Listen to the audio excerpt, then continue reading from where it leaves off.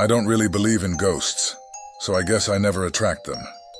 I've never actually seen a ghost, until this one time. I'm on the graveyard shift.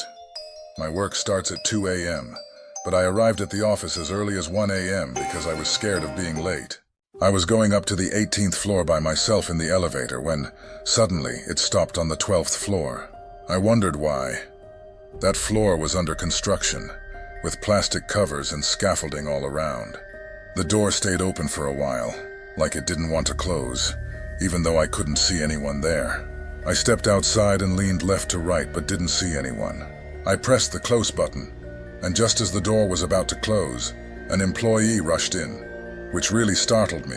I was really shocked. So I said, "You scared me, sir," and he just laughed.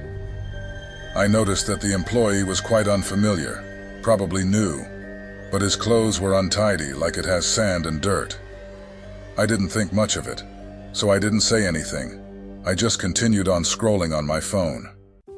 The elevator continued going up, and when we reached the 18th floor, I got off. But as I turned back to look at the elevator, the guy was suddenly gone. That gave me chills. I rushed to see if someone was already at work, but I saw none. So I went to the sleeping quarters and tried to calm myself down. I watched funny videos to forget what happened, to think that that never happened. Later that day, I chatted with my coworkers and told them what happened. They told me I was just probably imagining things. They said it was impossible to see an employee on that floor, since it's been closed, and even disabled the elevator from going to that floor. I know I wasn't imagining things, so I went to talk to one of our seniors to dig more about that floor. He told me the reason why it's been closed, and the construction was delayed. An employee accidentally died on that floor.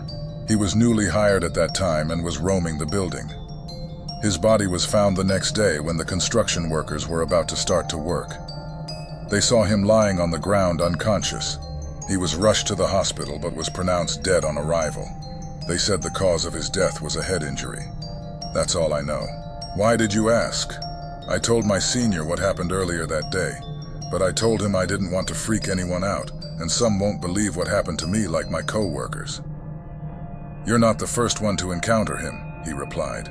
Before I went home, I asked one of my close security guards to accompany me to that floor, but this time it didn't stop on the 12th floor. So instead I prayed for his soul on the elevator, hoping he'd find his peace. That's the last time I went to the office that early. When I was still in the BPO industry, during training, my wavemate and I returned to the training room earlier than the others. The lights were dim since only a few were turned on at that time, because we were still on break. We went to our stations in the room. We were both sitting at the back, in the same row, but we weren't seated next to each other. We were at opposite ends. She asked me if I was typing. I said no, and I thought she was the one typing. Then we looked at each other, stopped talking, and listened to the typing sound. It was subtle at first, like it was coming from somewhere else in the room. Then the sound seemed to travel toward us. What made it even spookier? The last part of the sound was so loud that the keyboard on the station to the right of mine moved on its own. You know that thing where, when you're annoyed, you might slam your hands on the keyboard or mouse. It was like that. So, we both ran out of the room. We told our trainer what happened.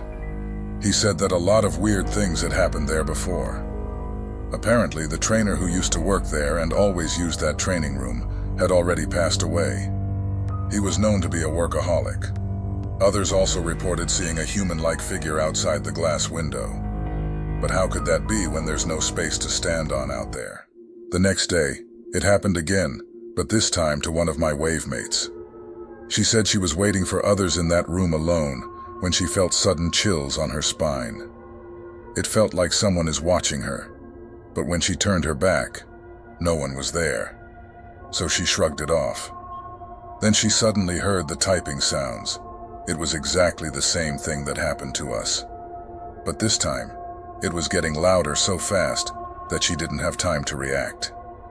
The next thing she knew was she nervously teary-eyed at the pantry and tried to calm herself down. Gladly, our trainer found it alarming. We ended up using a different training room from that day on until the program ended.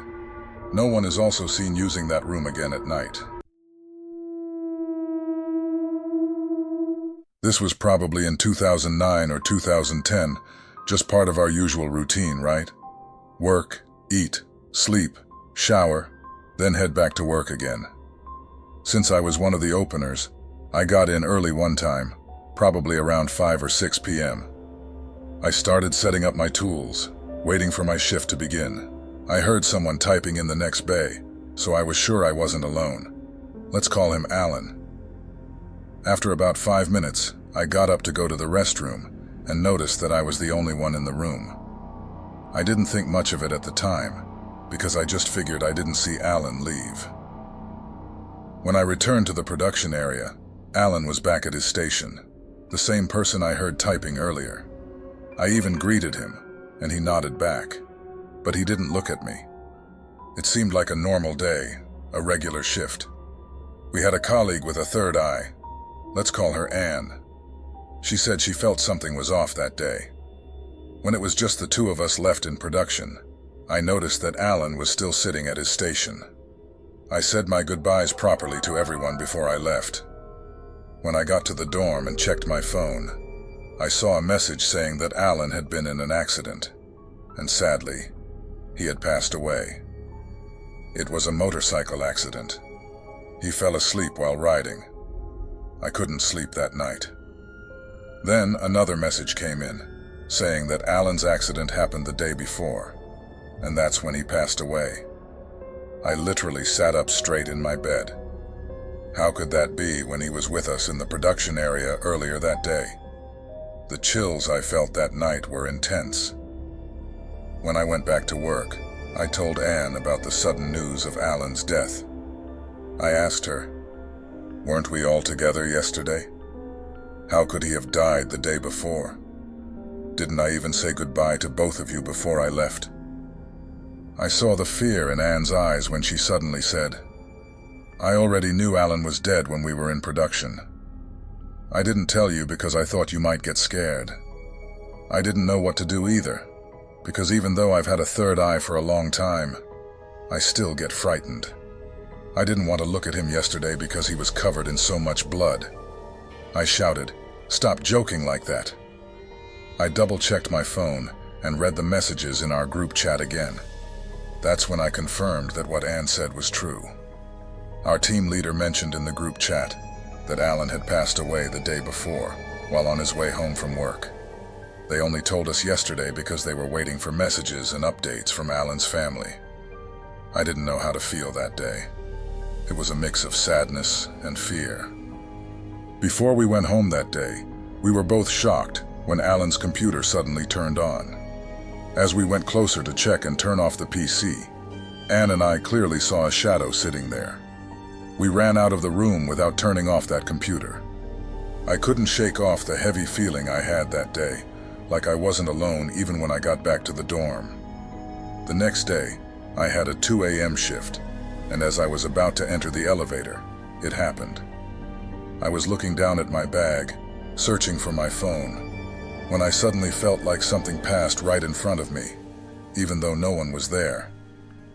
When I reached the 5th floor, I thought I saw Alan standing by his station, but with his back turned. I didn't enter the room right away. I waited for someone to join me before I went in. I was terrified, but I didn't want to show it to anyone, because I was afraid they'd think I was just imagining things. After our shift, Anne and I decided to visit Alan's wake.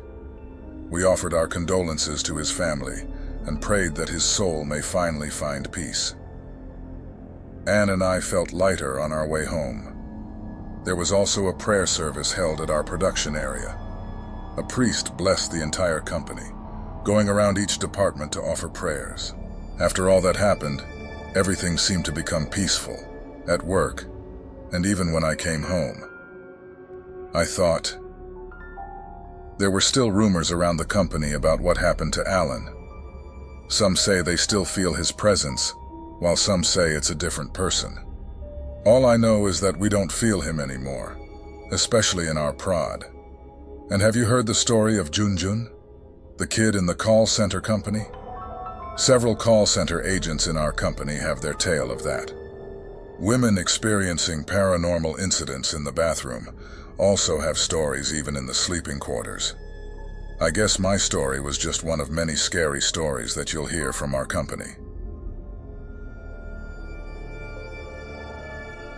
If you're craving more spine-chilling tales, join us for more haunting mysteries and horror stories. Don't forget to hit that subscribe button and turn on the notifications.